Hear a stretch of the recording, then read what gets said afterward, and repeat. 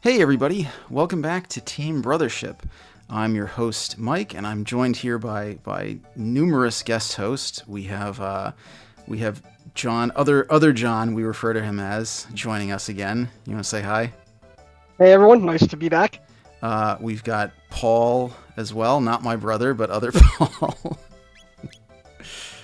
You want to say hi? Hello. To, Also, hey. yeah. Also good to be back. Excellent.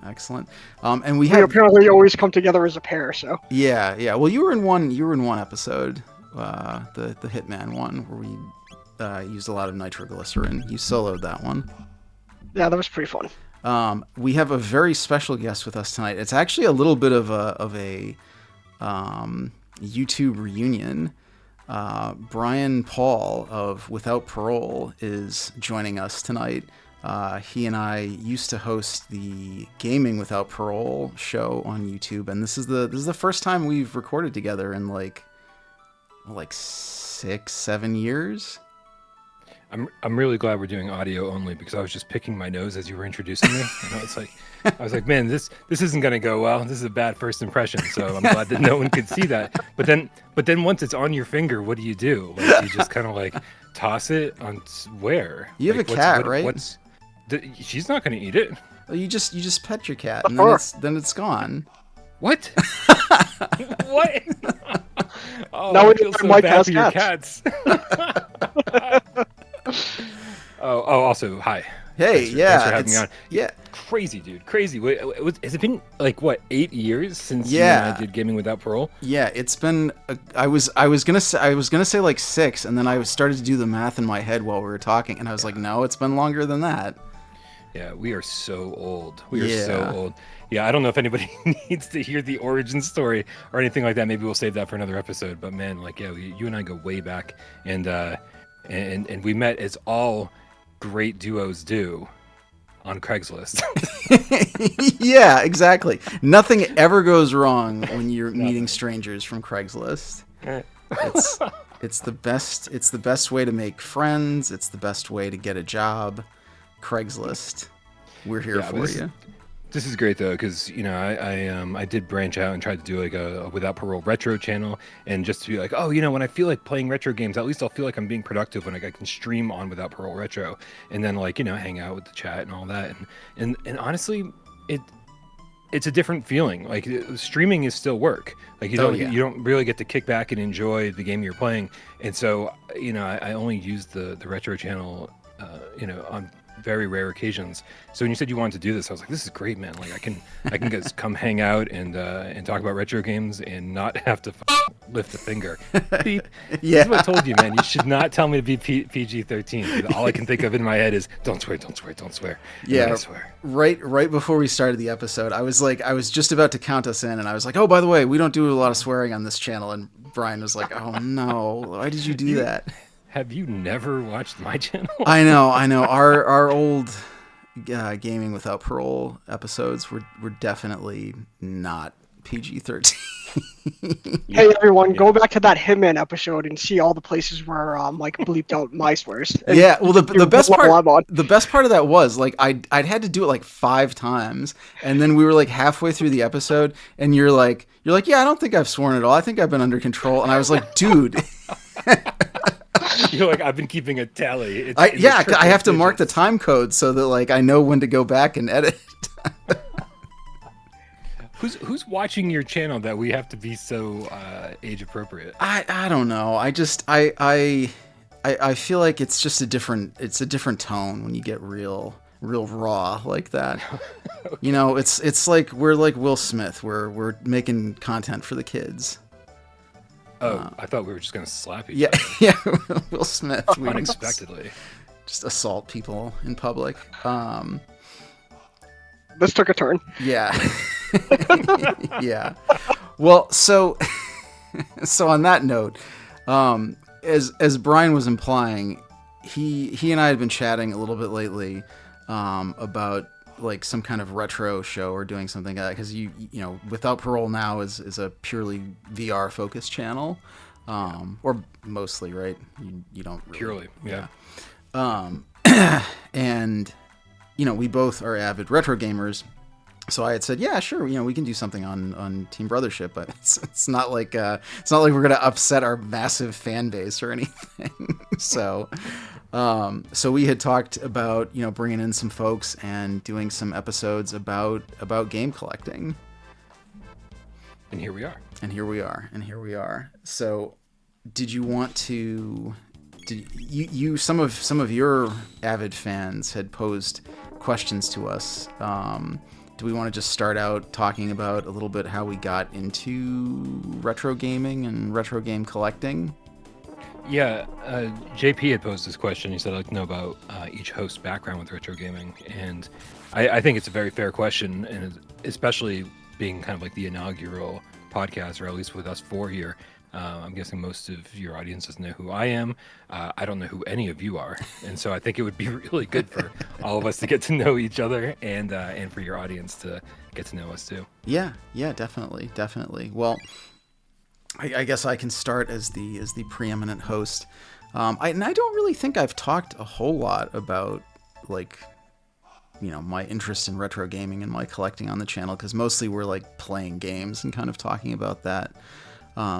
But I think like a lot of us here, probably all of us, I mean, we're all around the same age, so we all got into gaming kind of right as gaming 1840. Yeah. Yeah. I mean, well, the NES was obviously like a really monumental, console in the gaming field. I mean, it fundamentally changed what video games were. And so I think a lot of us who got into gaming around that same time, like we kind of grew up with gaming. There was obviously a lot of gaming pre-NES, but it was different. I mean, it wasn't the same kind of, like, Super Mario was a very transitional game in a lot of ways. And so those of us who grew up like with an NES, or Brian, did you have an NES or did you have a Sega Master System? I had a Commodore 64, my friend. Nice. Which was the envy of all of my peers who all had NESs and were like, what the hell is the C64? No, dude, I will tell you that I there was a little bit of a superiority thing going on with the Commodore 64, because it was so versatile and there were so many different types of games, everything from like text adventures to point and click adventures, stuff you didn't see on the NES. NES was like very arcadey, very platform centric, or platformer centric. And but I'll tell you that the day my buddy, I'm gonna guess it was Mickey Gustafson, brought in an issue of Nintendo Power into school, and on the cover it was Maniac Mansion. Oh, the NES. Yeah. I don't know if you remember that. Those covers were so iconic. Yeah. And that magazine itself stood out, because here's a game that I treasured. It was my favorite game on the C64. Had like the biggest poster you could possibly imagine above my bed. Nice. With Maniac Mansion, the whole thing. It was like I just lived it. And then all of a sudden it's going to be on the NES. Now I'm jealous. Now I'm like, oh man, this console gaming thing sounds really cool. And I know I'm kind of infringing on your turn here, talking about like your background with retro gaming. No, go ahead.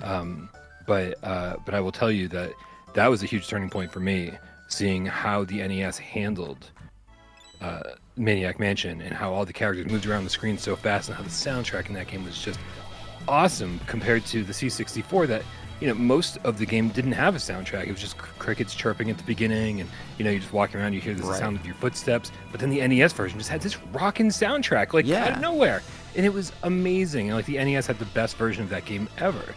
And suddenly I was like, okay, I need to expand my horizons a little bit here. Yeah. No, I mean, it was obviously not exactly the same, but I remember being at a friend's house when they had an NES with Super Mario Brothers, and I had an uncle who had like an Atari with a bunch of games that I liked to mess around with. But I remember seeing Super Mario and seeing it go from because most of Atari stuff was just those single screen kind of arcade ports, and very, very simple. Like they're fun. Some of those games are still fun to go back to, but just very, very simple. Where like with Super Mario Brothers, you had this fully designed, for the time, very lush graphical world that you could explore. You're running through the screen, scrolling. You're going into these castles. You're going down into pipes into a dungeon. and I just remember it like I was like, oh my god, this is amazing, this is so cool. And so yeah, I was hooked at that point and pretty much have been following gaming since. But then towards the end of college, right when I was getting out of college, I had brought my Super Nintendo up to college at one point, and you know, we played a bunch of like retro games and things while we were there. The Super Nintendo was like definitely retro by the time I was in college, but I remember being like, it's just fun to revisit. And so I went around, and a lot of Super Nintendo and Nintendo games were still relatively cheap at that point. So even with my very limited college budget, I was able to scoop up a lot of the ones that I had been really interested in. And I think that's definitely when I moved from just like playing games to actively like collecting games. And since then, you know, I've spent a lot of time going back and like cherry picking things that I want and like hunting down rare games and lamenting things that are ludicrously expensive now that I just can't reasonably justify as an adult purchasing. So Brian, when did you move from like a gamer to a collector? I think I've always been a collector. Like I remember being young, and you know, again, Maniac Mansion, and then Zack McCracken, and like all the Lucasfilm games, and then Point and Click Adventures from Sierra. Like, and I remember just being like very, very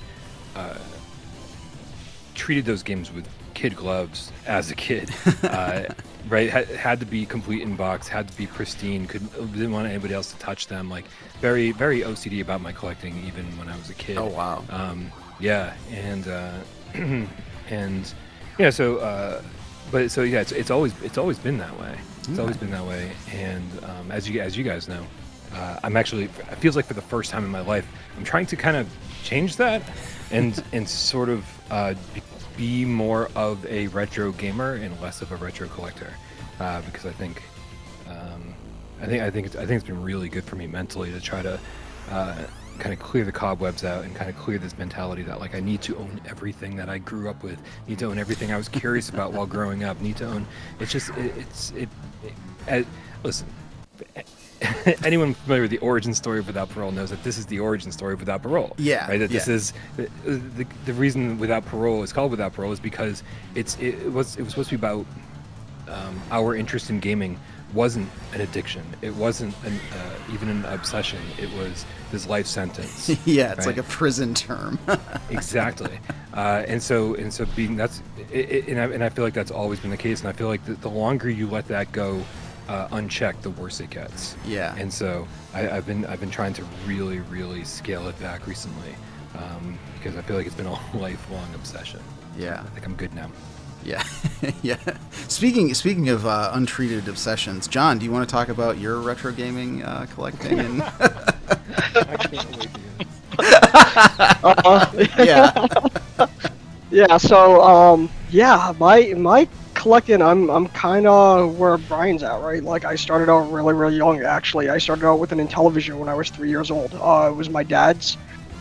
He had it in his like 20s, just as like video games were getting out, and you know, he hadn't really been using it much, and you know, I kind of took it over. I remember playing the football game on that as a 3-year-old, like basically any chance I could get to turn the TV on when someone wasn't watching. I mean, you got to remember, like, you know, back in the 1980s, you might have one TV in an entire household. Yeah. So in order to actually get it when your parents aren't watching like sports or, you know, the nightly news or something like that was a big deal. Yeah. So I remember, you know, commandeering the TV once in a while and being able to play that in television like that. That kind of was a big thing for us. I mean, you know, I think it was a little bit different. Like we used to go outside and play whenever we could too. But like for me, it was always a passion for all things digital electronic. You know, shortly after that, you know, being 3 going into like 4, my parents got divorced, and we kind of ended up in 2 households, and we got kind of lucky with the NES. We got 2 NESs. Nice. Officially, one was for me and one was for my twin sister, but it basically meant we could have an NES at each house, and you know, we started just kind of collecting games. So that's kind of how my retro game collection started. Is just, and you know what, I'm really upset about the fact that I don't have that in television or any of the games. but the two NESs I still have to this day. All the games we had when we were kids, being 4, 5, 6, 7 years old, I still have all those, and I still have very distinct memories of, again, all of my additional systems. Like, I remember the birthday that I got the Sega Genesis on. I remember the birthday I got my N64 on. My Super Nintendo came a little bit later. I actually bought that for myself, I think, when I was like 12 years old. And I remember, going to a local comic book store, video game shop, memorabilia shop that I ended up working at. Funnily enough, that's where I met both Paul and Mike a little bit later on in the 2000s, the early 2000s. And we can talk about that, I guess, in a little bit. But I got this great selection of cartridges in box with that Super Nintendo for like $65. I think I got Secrets of Mana complete inbox. I got Chrono complete inbox. Lord of the Rings, Doom came with that, and there were like 4 or 5 games. I think one of the old Square RPGs for the original NES also came in that for whatever reason. There was Kings of Night or something like that, I think. Oh yeah, the little like shooter thing. Yeah. Yeah. So, but anyways, I mean, it was an absolutely great deal. So it was a great time to like kind of be a kid and kind of be a collector. But yeah, the initial start for me was really just growing up with it. Like, kind of to Mike's point, it was something where it just happened organically. Video games were becoming more and more popular. All my friends were into it. I was into it. It was a way that we could socialize if it was raining out.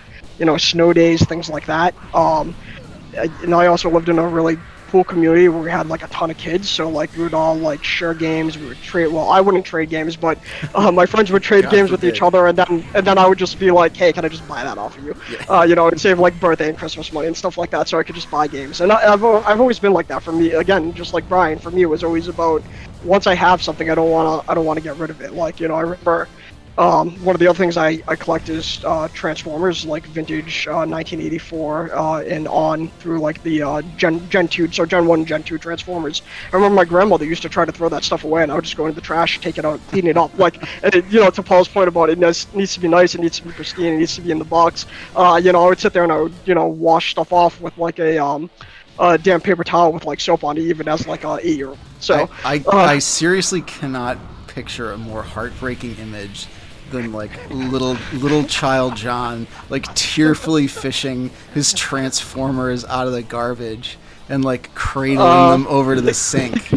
Yeah, think about it more of in rage as opposed to crying. You'll be more on base. Just delicately washing them off in the sink. But yeah, absolutely. I mean, you wouldn't want to get full water on it because you might rust out the hinges, and you'd also ruin. Yeah, you would also ruin the sticker. So you gotta clean it, nicely with a damp paper towel. But yeah, so basically that's basically how my collection started growing and how I kicked off. And then I just always wanted video games. Like, anytime there was a birthday, anytime there was a Christmas, like I would be like, here's the list of games I want. And I was lucky enough where my parents would pick 1 or 2 of the games off of my list of like 30 or 40 and throw me games. So giving your parents a list of 30 or 40 games for your birthday. Yeah, no, I mean, it was just like, here, I was always a hard kid to buy for. Like, they never wanted to buy me something I wasn't going to be interested in because they know I would never touch it again. Right. So these just started asking. They're like, what do you actually want? Because we don't want a disappointed kid at Christmas or on a birthday. So yeah, I would create lists, and then they would talk amongst themselves, and one parent would get me some stuff and the other parent would get me other stuff. We would always have 2 birthdays and 2 Christmases because, again, parents were not together, so that helped. And yeah, I think really hit the stride with the PS1 era. That's kind of like the system that I loved the most. That was 9995, so that was 1995. Around there, 95, 96, something yeah, like that. So we were like 10, 11 years old. We were getting a little bit older. We were getting a little bit better at gaming. And then this was a giant graphical leap, and like me and all my friends were just the group of kids I hung out in the neighborhood, we just all absolutely loved it, and we all had PlayStations, except for the one kid who had a real 3DO, which was everyone always wanted to go over his house and play that because obviously it was the more expensive system. It had like the better sound chip, like and all that fun stuff. So, or at least that's what we perceived back in the day. So, but yeah, and had a slightly different library, so we were always like trying to get over to his house to play that. But yeah, the rest of us, like we all had PlayStations, and we'd all try to get better at games like Tekken and Street Fighter Alpha and stuff like that, and get together and play.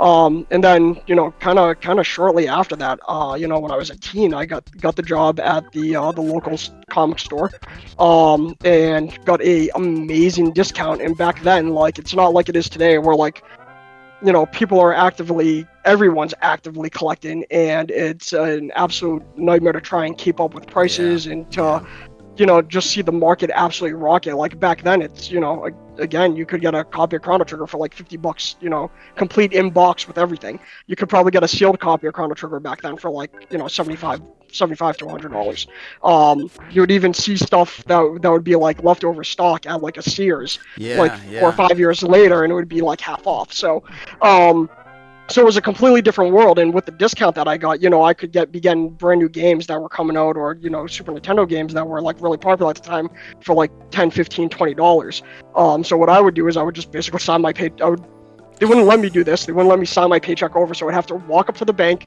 cash my check, come back to the store, but then I would just give all of my money back to the store. I even remember like my parents were giving me lunch money. I would forego lunch at school so I could use that money to buy video games. Again, to Brian's point about it being an addiction, like I'd rather spend the money at the comic book store buying games, comics, and toys than actually eating lunch. So like I would basically just forego lunch in order to fuel the fuel the collecting. So yeah, it was a wild time. I have a confession, John. We're actually not recording tonight. This is an intervention. We just needed you to be honest about things. Just also, open up. Can I just? I don't think I've ever heard anyone speak with such elation about their parents' divorce as I just heard John talk about his. Okay, That was interesting to me too. Not to get super grim now, but my parents also fought all the time. So like actually, it was one of the greatest things that happened to us as the kids. Like it was, it sucks that they couldn't have a relationship and that they didn't really work together. But like honestly, it was best for them. It was best for us. The fact that it fueled the video game collecting and the toy collection a little bit. Like I'm not going to say that wasn't nice. Well, I hate to put you on the spot, Paul, but I don't know if you want to talk about your collection now. If you want to follow that. Yeah, that's a tough act to follow. No, I mean, I really started getting in the Genesis era. That's like when I really became very into video games. I mean, I had access to an NES, and I was obsessed with Mario 1, Mario 3, and a few other things. But I was kind of young, and I didn't really own one myself. I think I had a divorce situation like John, and so it was like at my dad's house or something like that, I think. But yeah, Genesis is when I got really into it, when I started getting all the magazines and just, but I couldn't really afford anything. So, I didn't have a huge library, but I was very into maintaining it. I forget I think Brian said how he was like OCD. I mean, I was the same way with my Genesis. I still have I think I have every single game I ever had as a kid as Genesis still. And they're all in like, awesome shape.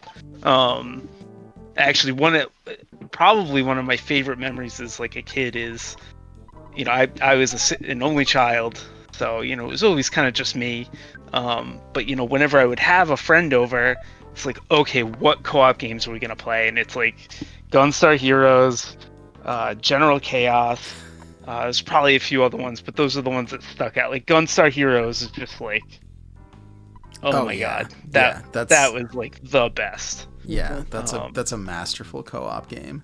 Yeah, and especially because basically everyone I showed it to had no clue what it was. Yeah, I feel like Right. even back then that was kind of a more obscure game. Like, Oh, totally. And like they would be hooked like immediately. And it would just be like the most fun like hour and a half or 2 hours, But yeah, Genesis is when I get super into it, and then PS1 is, I was a little bit older. I think John said this too. We're basically the same age, and that's when I could really start getting some more things, and the industry is kind of growing up with us, right? But then I never had, I don't know if it was the means or the desire or whatever to really get serious about collecting, and then I got into the dark side of PC gaming, and I was hardcore into PC gaming for many years. So the collecting side is a newer occurrence for me. I sort of I got out of gaming, and then I got back into it, 5-10 years later, and I've really been doing the collecting thing the last year or two. And actually, a big thing for me with the collecting is because there were sort of these gaps, like basically when I was like in college and just out of college, like the early, like basically the whole knots, like 2000 to 2010 at least, I basically didn't really game except a little PC gaming, and a lot of it is me going back and it's like, oh, I missed all these games, and like, so that's, yeah, a lot of it's been me wanting to recapture my childhood, get a lot of 16-bit stuff that I never played in era that I look back on now. I'm like, oh, that's super cool. I want to try that. And then it's like this other gap of especially handheld stuff. Like GBA is a big one for me, where it's there's, even though I haven't really collected for it that much yet because it's so expensive, but there's so many good titles in that library that I just miss that whole generation. Actually, one of the things that got me back into like the console side was 3DS. I picked up a 3DS in 2017, near the end of its life. So mad I got rid of the box still.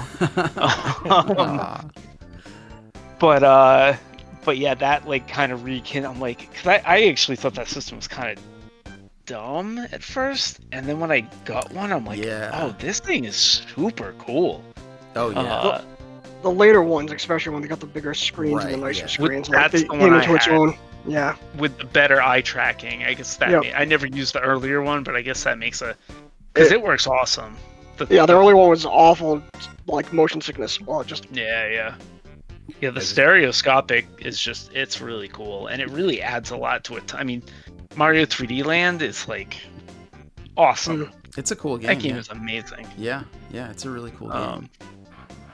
I've definitely found I was a big PSP guy when the DS was out, and I always was like, oh, this kiddie games on the DS. And that was like the reputation it had. And then you get it, and you're like, oh my god, it turns out Nintendogs is awesome. I didn't realize. But they're so cuddly. There's so much better ways to play PSP games now. There's better ways to play pretty much every game than to play it on the original hardware. But one of the things that keeps me holding on to my DS and my DS collection is because I still think that if you have like a 2DS, what's the big 2DS? 2DS XL. Yeah. XL, right? Yeah. Those screens are massive, right? And it's super lightweight because they ditched the 3D stuff. And I still think that's the best way to play those games, right? Because that is the cool system. Even if you have a handheld system that's like has a screen that's 7 or 8 inches long or wide or whatever, it doesn't have the verticality that you need to have those two screens where they're supposed to be. And so I still think playing those on the original hardware is some of the best ways to play those. So for me, like that's part of the collection that I can't quite part with because of that. I totally agree with all that. I love buying those games for that exact reason. This kind of brings up a question on my end for you guys, which is, my collection specifically is because it's games that I've always wanted to play, right? Like, I never specifically went out there looking for, rare games just to have rare games. For me, it was like, Chrono Trigger is a game I always want to play. Burning Rangers is a game I always want to play and I always want to own. So these are things where it's like, if there's either a specific importance to a game, or just the fact that I'm in general interested in the game. For you guys, is it like you're just collecting to collect, or is there like a method to the madness, I guess? Well, I mean, I guess I can start. I'm kind of in the same boat as you. In general, I only pick up things that I feel like, I would like to play that someday. Like every once in a while, and I try to be like real stickler with this kind of stuff.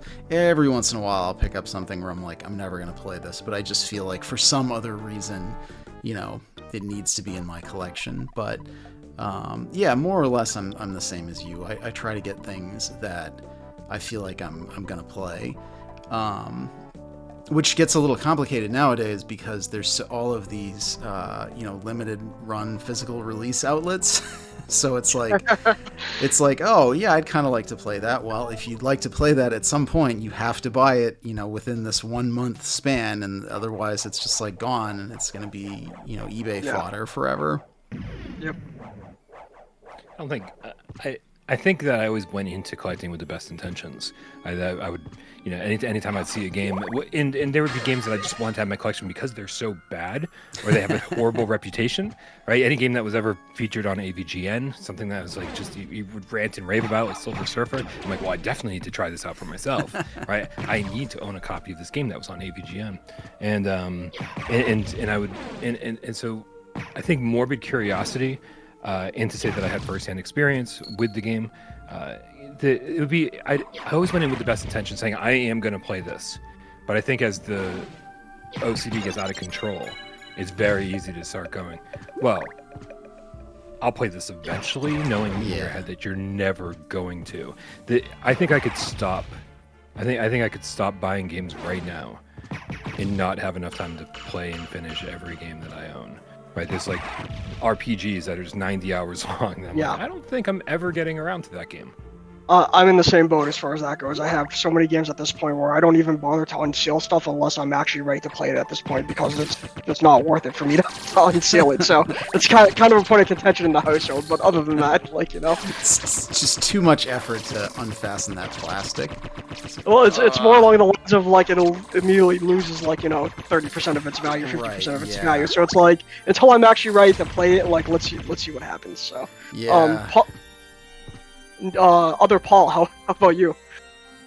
Yeah, no, mine's the same. I mean, it's I only buy stuff for the I basically buy into the same as Mike's. Like I generally only buy stuff that I'm interested in, and given enough time, and I would play it. There's definitely some exceptions where I let FOMO get the better of me, or something just looked cool or whatever, and I'm like, oh yeah, let me add that to the collection. But it's a slippery slope, like Bryan said. I mean, I think I'm in the same boat. I probably could not play all the games I have, and RPGs in particular, they pain me because I love RPGs. Like, actually, same. Phantasy Star 4 was that was the big one for me that opened my eyes. I didn't even know what RPGs were, and I played that game, and oh my god, I was obsessed with it. I actually played it so much that this devastated me as a kid, actually. I would just sit there and just grind levels just because I liked seeing the numbers go up. It's very cathartic. It is, but so there's a bug in that game where if you hit level 99, which is the max level, it screws up all your stats and they get way lower, and it devastated me as a 12-year-old kid. I could totally see that. But I love RPGs, and it just kills me that I do not have time to play them. And tactical RPGs, which I don't know if you count that the same or not, but I love all those games, and they're just so long. I always want to look at this. Stars, and it was awesome. Yep. Yeah, I always want to check out Disgaea, but I heard it's 250 hours to complete it, or even more, and I was just I'm all set with that. Yeah, I played 5 and it was awesome, but it's a time sink. Yeah, especially now. Back in the day, we were talking about early retro game. Super Nintendo games, Genesis games, like the RPGs of that generation were, a little more manageable as far as for sure. time goes. We're now, like there's sort of a competition to be as long as possible, and there's just like there's no way that a functioning adult has enough time to get through all of that. I feel like 30 to like 60 hours is kind of like the sweet spot. Like, I know a lot of... I actually disagree. I know a lot of people disagree, and some people disagree because it's like, I'm spending like 60, 70, $80 on a game, and it's like, I want it to last as long as possible, but it's like, I do have other things I want to play, but it's also like the fact that I have seen JRPGs where like they just drag out the story where it just doesn't need to be dragged out too. It's like, I guess, like, write the story first and then see how long the game is. Make the game great, I guess, is the what I'm really looking for. Like, if it's 200 hours and it's a great game, hey, it's 200 hours and it's a great game. I think my save on Horizon Forbidden West with the DLC, I just finished and it's like 154 hours. And you know what? I had fun for those 154 hours, so I'm okay with that. That makes me not want to play that game now. And I actually wanted to play it. I did complete both 100% though. So Paul, unless you're going completionist, like it's actually not that long. Like you can beat in like 50. I try not to, but my core inclination is completionist. I have to fight against it.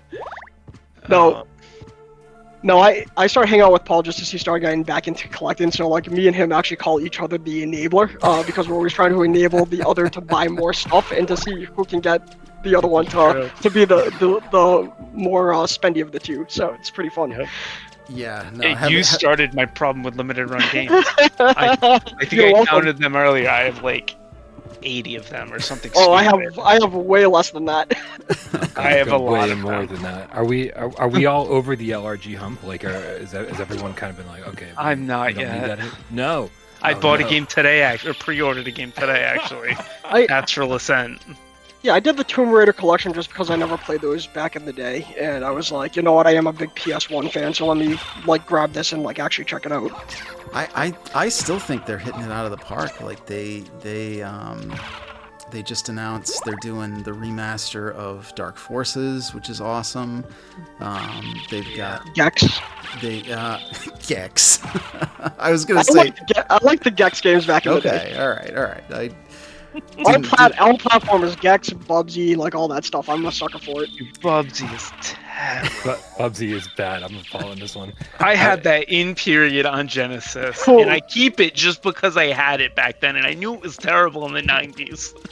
Cool spot, like, come on, guys, come on. Cool spot's okay. Cool spot's better than Bubsy, that's for sure. I mean, that's a low bar.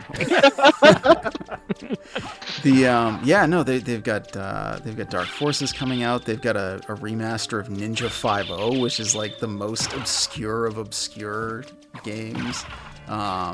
They're doing. I'm not saying they're not doing a good job, Mike. I'm saying that like when they started, we talked about this before. When they started, they would release one game a month, or then it became a couple of games all on the same day every month. And so you just kind of like tuned in and had your credit card ready, right?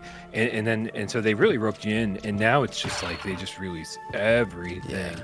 And so like so now it's. I think anyone buying everything on limited run games has a serious problem that they need to talk to somebody about, right? Like, I agree with that. Unless they've got infinite space and infinite money, right? Like then exactly.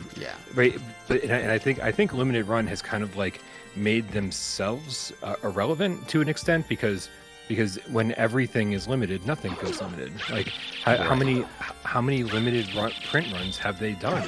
Right, it's like thousands of games, I think, that all have a limited print run. You're like, well, then who cares, right? When it was 30 or 40 or 50 games that all have a limited print run, you're like, oh man, I got to complete my limited run games collection. They even said LRG number 1, 001, 002, 003 on the side. We all want to complete that collection like that. They knew what they were doing. They were speaking to the OCD collector and all of us. But now it's like there's too many, and so it's like, well, yeah, I've given up.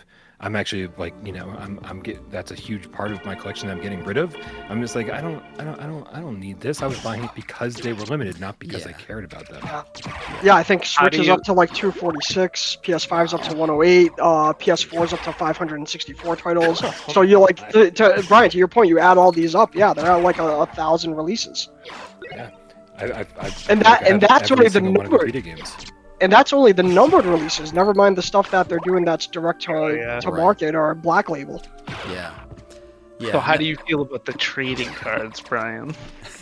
I mean, how do you feel about the trading cards? Because if you like them, boy, do I have something to sell you. I have a whole box that must weigh like 10 pounds of just I think they're LRG trading cards. I think they're so dumb, but yet the ones I have, like I'm going to hold on to them. You need to. Your game's I'm not gonna complete without it. I mean, I'm not gonna search out to like finish the set or get the ones for the games that but like the ones if it came with the game, all right, I'll keep it. Yeah.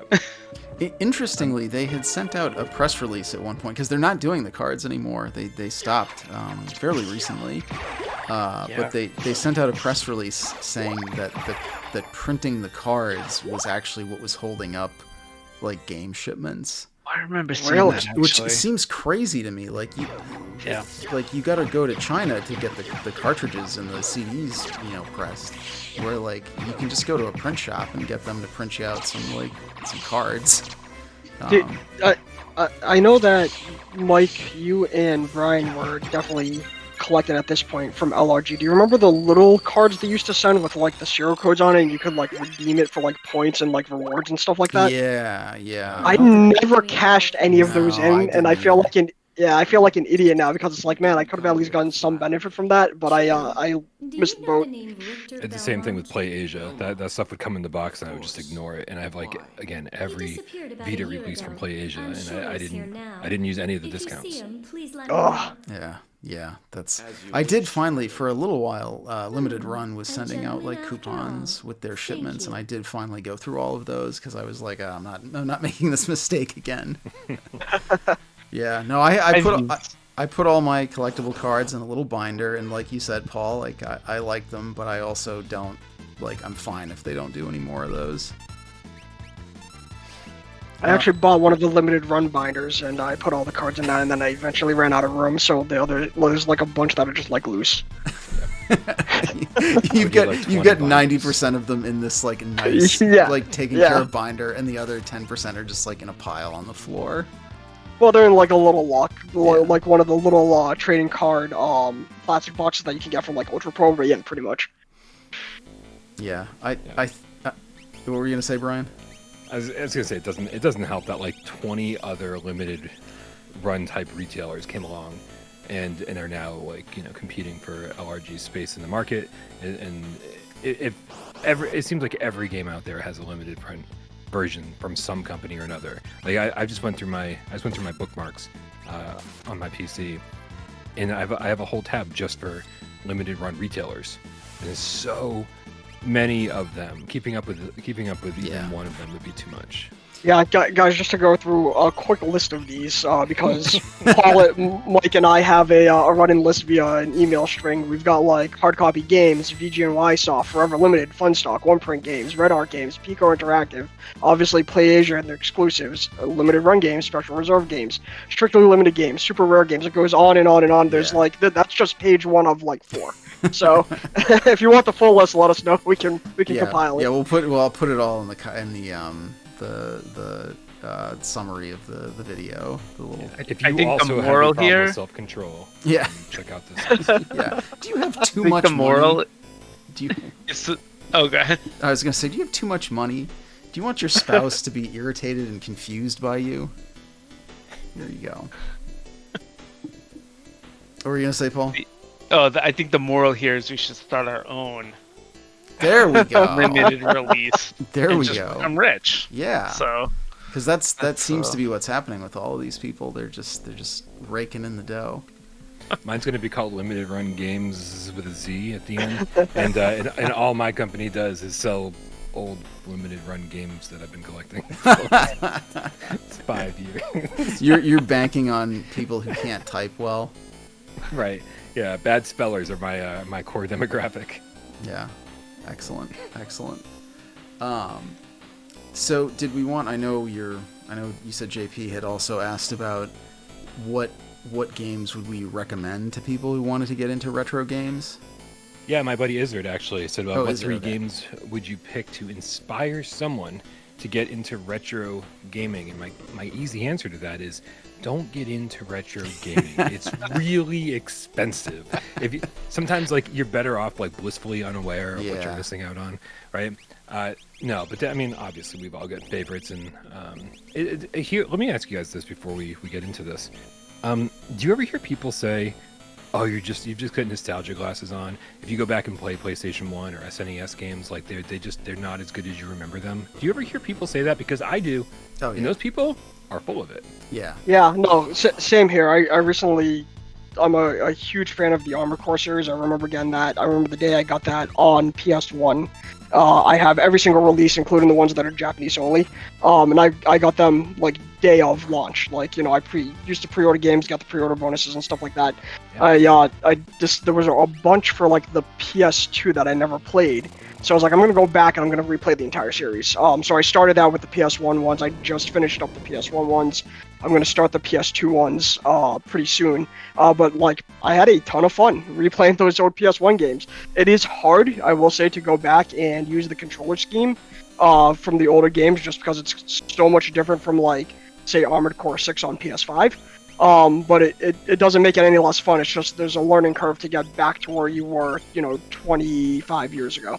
Listen, if I play a third-person game to this day that does not offer tank controls, you're gonna hear from me. Oh man, tank controls FTW. Oh, I cannot. One of my colleagues at work used to talk about that he just loved tank controls, and I that is one thing that I'm happy to leave in the past. I cannot do that. I mean, I joke about it, but like I fall right into it as soon as I'm playing a game like Galarians or Kudelka or something like that. I fall right into it and go, oh, yep, I feel right at home. There's a comfort in tank controls that I just enjoy. I'm not saying like every game should have them, and I definitely think that we've outgrown them as a society, as gamers. Especially with analog stick controls being better than ever. But for me, there's no learning curve. For me, it's like, oh, this just feels like home. I can already smell Mom making chocolate chip cookies. Yeah, no, I mean, to your earlier statement, I do think, I mean, nostalgia is powerful, and I do think, especially as like our generation hits that particular age where nostalgia really, really beckons, like it is easy to put on rose-tinted glasses with certain things. But I also like I'll go back and play older games that I didn't play as a kid and like have a genuinely good time with them. There are some that I'm like, oh, this sucks. I understand why I didn't get into this when I was a kid, but I think like a good retro game will hold up. I think one of the games that I would recommend if people were like, what's a good old game, is Chrono Trigger. Like, I feel like that's a game that's like, 30 years old or so now, but it feels super modern. Like, it's an RPG, but it's very fast. It has lots of like quality of life features. You can change your party out whenever. Like, the equipment system is fairly simplified. The combat is very, very quick and breezy and fun. Like, it feels like a modern game. I think a lot of those games from back in the day that were designed well, have aged very well, and they don't feel janky. I'm going to completely agree with that. I'm going to piggyback off of that with another JRPG selection that did that for me. The first one I ever played was Lunar, specifically Silver Star Story Complete on the PS1. I had owned Chrono Trigger, but I had never actually played Chrono Trigger on the Super Nintendo. Oh, that's sad. Actually, you know what? I take that back. So what it was is I already had my PS1 and Lunar before I bought the Super Nintendo. Oh. So I had played Lunar before I had actually owned Chrono Trigger. But yeah, that's what Lunar was for me. Like, and I've gone back and I've played that game, more recently, and it was the same. It's really intuitive. It's a lot of fun to play. It's really easy to get into the story. Leveling is not, like, it's not super harsh where, like, it's overly difficult. So, like, leveling's easy. It's rewarding. The system to, pick new moves and skill sets and things like that is just, like, really easy to get a hang of. So it kind of just draws you in, like, overall. So I think that would definitely be one of my number one picks. And obviously, as Paul mentioned, this can get expensive, but I think it's a worthwhile endeavor to go and find it on whatever platform, wink wink, that you can find it on to give it a shot. Yeah, I mean, not to cut anybody else off before they mention theirs. I mean, I do agree with what Brian said. Like, on some level, if you don't have affection for this stuff already, it's probably not worth trying to force it on yourself.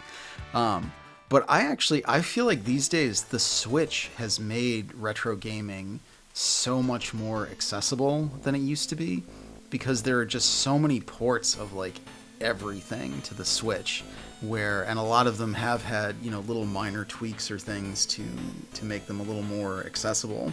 So if you're not specifically I need to own this game in the original format on the original hardware, and you just want to experience older games, either as as a download or as physical software, the Switch has so much stuff on it. Yeah, even just Switch Online, right? Yeah. Actually, Yep. I just played Super Metroid on there, Nice. which I had never played. That's Really? that's another one. I'll add that to my list as number 2, approachable games. Ironically, I enjoyed that game, but I did not think it was as amazing as people make it out to be. Well, I mean, sure, all this stuff gets really inflated, but I think Super Metroid holds up really well, and compared to a lot of other the Metroidvania genre is obviously really popular with indie game designers, and I feel like you play so many of those and then you play Super Metroid and you're just man, these people missed the point. Super Metroid just feels so breezy and more or less straightforward. Yeah. Yeah. I mean, would you recommend people getting into old classic retro Metroidvanias? Would you recommend that they go Super Metroid over, say, Symphony of the Night? I mean, Symphony of the Night's probably my favorite game of all time. So, but if I'm recommending it to somebody that I don't know anything about, Sure. Super Metroid probably is a little bit more approachable than Symphony. It's a little more simpler. It's a little simpler. You don't have to worry about, levels or equipment in quite the same way. You're kind of just going and collecting the items. It's a little more focused on platforming and that kind of stuff, as opposed to RPG stats and puzzle solving. Yeah. I personally think Symphony is a better game, but Metroid's probably a little more approachable. I mean, if we're going approachable, let's just send them right to the GBA to do Zero Mission. That's true. Yeah, that's very straightforward. I also played that recently So for the good, first right? time, What'd you think? and I replayed Symphony of the Night recently. Zero Mission was awesome. It was a fun game.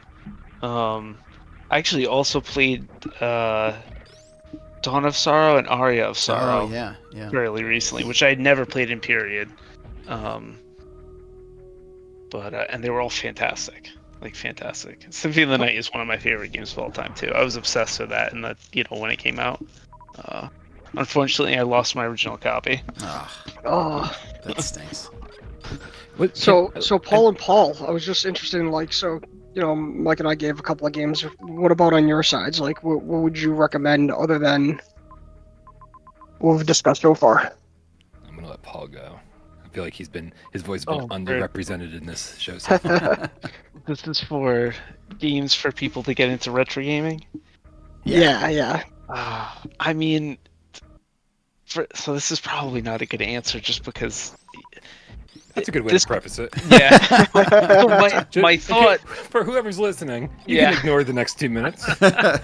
when you say that, my mind goes to someone who has no experience in gaming, which is probably not the actual what it's geared towards.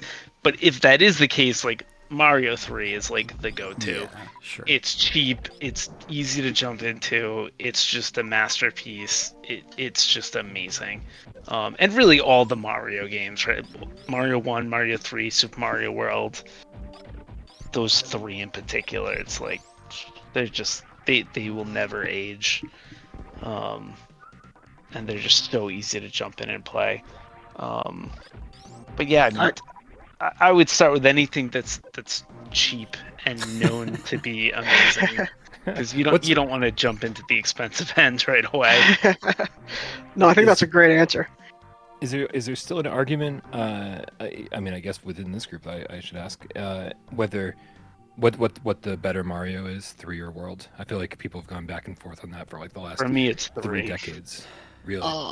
Yeah. I love both of those games pretty much equally. Like 3, me and my sister played relentlessly, and we would always be at each other's throats on who had the controller.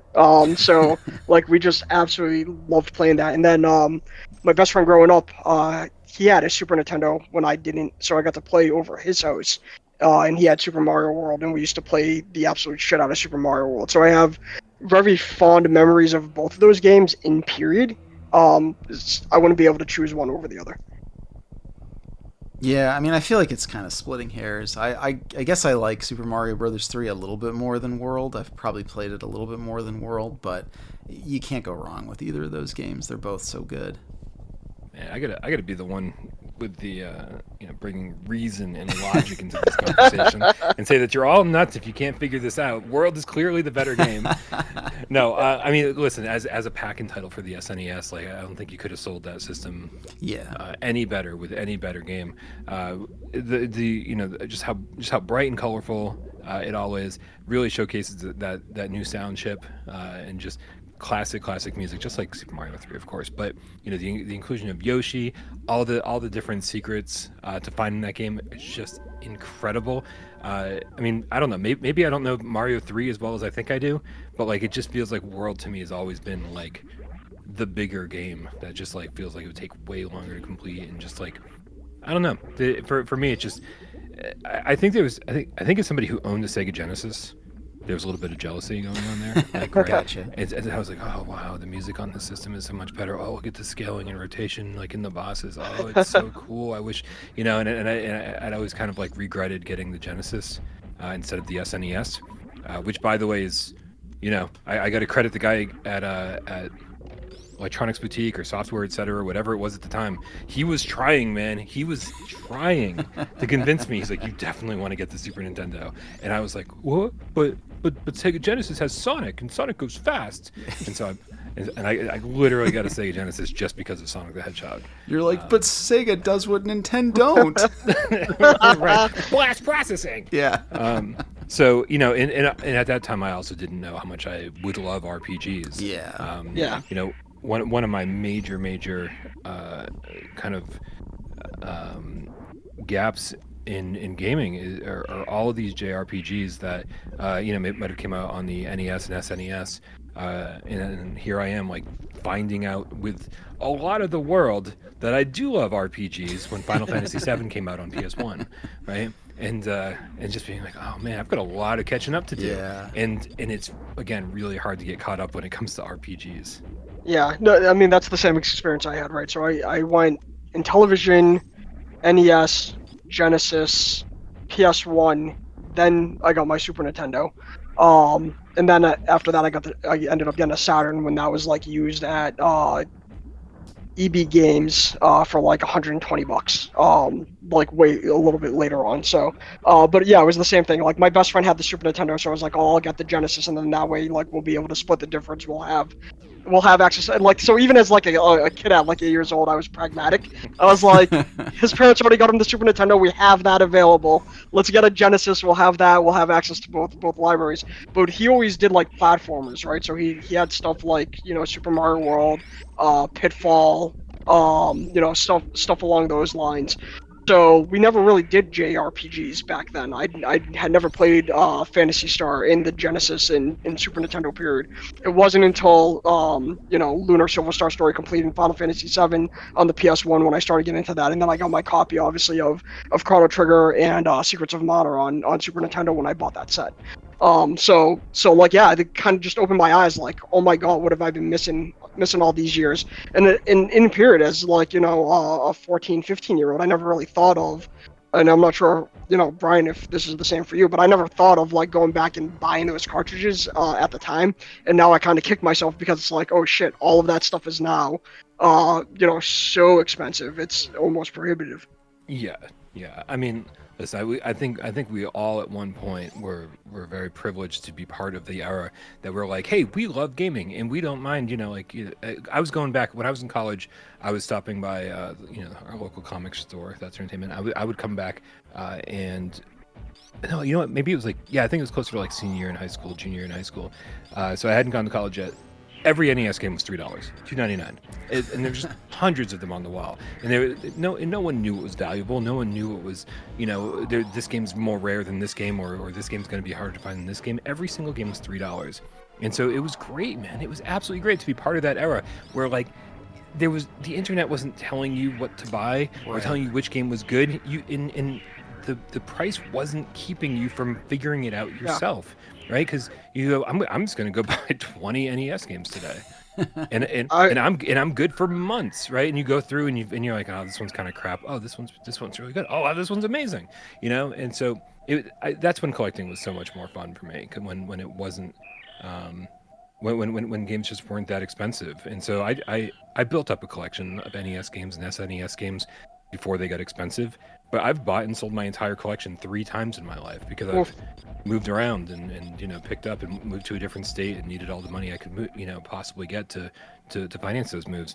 And it sucks, but I don't feel that bad about not having the games that are like insanely expensive. Yeah. I feel like I've gotten to a point in life where I'm comfortable being like, you know what, I don't. Once upon a time, I really wanted a Neo Geo collection. Right, that's always been expensive. That's always. That never went down in price. I don't think. It just got up in price. Yeah. It's just like, that's insane. I like some of those cartridges go for more than my entire apartment did. It's crazy. So we're talking like we're talking like MVS. I'm guessing. No, the console stuff is more than the arcade stuff. Oh, AES. Yeah, Gotcha. Yeah. So and I think at certain points in your life you just start saying, you know what, I can write that off. Yeah. I can say I don't need to have that, right? I don't need to have the big Earthbound complete in box. Yeah. Big cardboard box. I don't need to have my Neo Geo collection. I don't need to have this or that or whatever. It's like and I mean, I don't know. And I think I'm being pretty reductive about it, honestly, because as mature as I try to make it sound like I am about this stuff. You're welcome, Mike. Stuff. The OCD creeps in all the time. Yeah. And I go, oh man, I'm selling stuff right now, and I'm like, sometimes I'm still like, oh, should I sell that? Oh, should I have sold that? And it's there's no maturity when it comes to this stuff. You can only pretend. Yeah, no, I can totally understand that viewpoint on it for sure. And my comment wasn't necessarily like, oh, like I feel like I missed out on this because it's now expensive and I want to have it because it's expensive. It's more along the lines of, oh, I missed out on this and I would have liked to own this in period because it looks like it's freaking awesome and now I don't really have that opportunity. Obviously there's other venues like, we're talking about the Switch Online collection. I'm a subscriber to that. I love having access to all that stuff, right on my Switch. One of the things I've been doing a lot lately is just buying retro games on the PS Network. You can subscribe to different levels of PlayStation Plus. Some of them will get you, I think the top tier will get you access to like the PS1 and PS2 games. I don't do that. I'm just a standard essential member, whatever the heck it is that they call it now. Essentials, yeah. Yeah, but a lot of the games that they're porting over, you can just buy. So like, I just bought Ridge Racers, which was a PSP title, for like 9.99. I've bought the Armored Core games back on the PS Network, when they had them available on the PS3. And if they ever make them available, what I have found is if you bought them on the PS3, you get access to it if they ever make it available on the PS5, which is really cool. There's been some games that they've now ported over where I haven't had to go and buy it again. Like I just bought Jumpin' Flash because I had always wanted Jumpin' Flash. So I got a digital copy of that on the PS Network for like $15 or something like that. So, they are making. Some companies are making these things a little bit more accessible. I love the fact that I don't have to go and spend $150 on a disc for some of these games, and I can, experience them with what's essentially, an original PlayStation controller.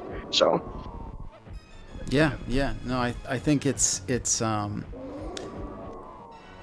back to what you were saying earlier, Brian, like we were very privileged in a way by growing up with gaming, we kind of lived through those eras and were able to accumulate a lot, like when the prices were more reasonable, where say like somebody, younger than us, like my cousin, who's 17 years younger than me, is really into retro gaming, and it stinks for him because like his whole life everything has been, a lot of the older stuff has been really, really expensive, so he just hasn't had those opportunities. But like you were saying, John, and like we talked about earlier with the Switch, like if you're not fixated on having like original software format on original hardware, like there are a lot of ways nowadays to get a lot of the trickier to find retro things. So it's sort of, if you can move past the OCD a little bit, like you can get some decent stuff still. I mean, there's obviously gaps and things that fall through the cracks, but in a lot of ways we're living in a better era to be a retro gamer than 10-15 years ago. Yeah, absolutely. You have things like, Analog and Polymega coming out where, like, it's enhancing the experience a little bit. Like, obviously, it's still, not exactly the same as playing on original hardware. There is definitely something to be said about playing on original hardware. Sure. Yeah.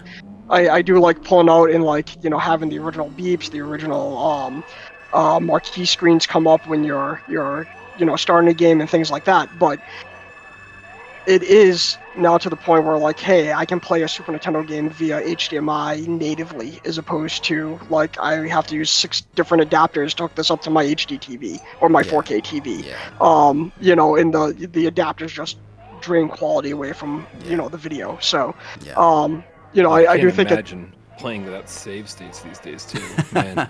Like, I just don't have as much time as I used to, I think, or maybe I'm just a little bit more distracted. It's good to be able to save your game every 5 minutes to make sure you don't have to, like, run back to a save spot or worry about your battery in the cartridge dying or something along those lines. Brian, you just brought up a traumatic memory for me, talking about Paul's memory with Phantasy Star and leveling into 99 and just like losing a whole bunch of stats. There was a time in Final Fantasy VII on PS1 where I was fairly young, and I'm playing through the game and I just didn't save for like 5 hours and I died. Oh god. And I was like, oh shit! This entire night. Oh, sorry. This entire night is just completely wasted. I'm gonna have to go back and redo everything I just did.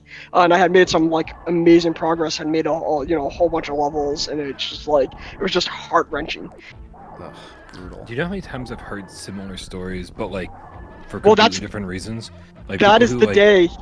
That is the day I decided to save and save often. So from that day on, like literally anytime I hit a save point, I would save. If I went like 20 minutes away from that save point, I'd go back and resave at that save point. Like, I'm a serial saver. Yeah. Like it's a problem. So sorry, Brian, you were gonna say? I've just heard this story so many times from different people, and it's strange to like just sort of switch the voices and switch the game that they're discussing. But I've heard this from at least 3 or 4 different people about 3 or 4 different games, but it's all around the same era. People who had a GameCube as one of their first consoles, or had a PS1 as one of their first consoles, didn't know that they needed a memory card, and so they get a game and the console for their birthday or Christmas or whatever it is, and they don't know that they needed a memory card to save. And then also at the same time, like, they're a kid and they don't have the money to go and buy their own memory card until months later, and so Yeah. so the number of times I've heard people say, oh, I started this game on this console and played it for 5 hours and then turned it off, and the next day I got up and I played the same 5 hours again, and the next day I got up and played the same 5 hours again, like, just because that's the only way they were able to play the game. And there's something about that where, like, when we were kids, we just didn't mind, right? It was like Yeah. oh, I get to play it again. It's like, all right, let's do it. Well, It's so good. I can't wait to do it again. And we also grew up in like that NES era where it's like the games were massively difficult, especially as a child, and it was like, you couldn't get that far into games a lot of the times. Like they were made to be punishing. It wasn't like today where games, like most games that come out today, newer games are like fun. Like the developers know what they're doing as far as driving engagement and getting people to want to play the game. Where like, back in the day, it's like, how many quarters can we get people to spend at the arcade? Let's port this over to a home system and not really change anything. So it's like you get like 1, 2, 3 levels in, and then level 4 is like a master class in frustration. And then so you're just used to playing those 1, 2, 3 levels over and over again. You start getting good. Maybe you pass the 4th. You get to the 5th, and you like hit another wall. I remember having that experience with the Ninja Gaiden 2, where it's just like, after the tarantula boss, like, I just couldn't do it. Yeah. Well, so we've been going for a little over an hour. Obviously, we are nowhere near exhausting this topic of conversation, but I think we can maybe put a pin in it for now, so we don't totally overwhelm our listeners. But yeah, this has been fun. I don't know with the rest of you, ending on the note of like losing saves forever, but yeah, I think this has been fun. We'll have to do this again soon. Yeah, I had an absolute blast. It's great hanging out with you guys virtually and talking about some of these, some fond memories, some not fond memories, but just overall having fun with the nostalgia. I was desperately hoping that no one would respond when Mike said, this has been fun. I really like hanging out with you guys. This has been good. I just wanted like 30 seconds of dead air where we're all like, eh. Yeah, just crickets. I'm just like, well, fine. We just end the episode. There's just like there's no exit. There's no episode just ends right then. Right.